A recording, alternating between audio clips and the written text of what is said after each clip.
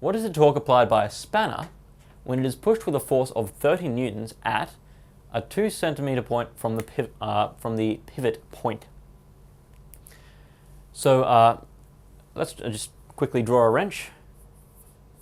Very simple diagram. Now, the reason this is important in our motors and generators module is because the part of a magnetic, a coil that's in a magnetic field can act somewhat like a wrench. If we draw a coil around like that, we can see that if we push down on this wire over here, it's like turning a wrench.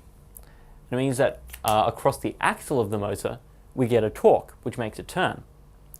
But it turns out that if we push it further, if we push it over here, it'll produce a greater force than if we push it over here. Make sense? So back to our question. What is the formula for torque? Well, the answer is it depends on the force that you're pushing the wrench with, and it depends on how far away you're pushing it from the pivot point. 2 centimeters is going to be pretty small. So our torque equals F times D. We can substitute in F as 30 newtons and D as 2 centimeters, but of course we'll have to turn it into meters first. So 30 times 0.02, or 0.6 Newton meters. Don't forget the units of torque. Alright, part B.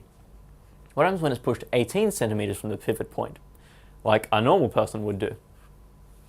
Alright, once again we can use torque equals F times D. There we go. Now this time, instead of substituting in 2 centimeters, we substitute in 18 centimeters. So we put that in. 30 times 0.18, remember it's in meters. And we end up with 5.4 Newton meters. You can see that if you try to turn a motor or a wrench or anything from a distance a long way away from the pivot point, it'll be easier. We won't need quite as much force to produce the torque. This is why door handles are at the part of the door that opens as opposed to at the hinge.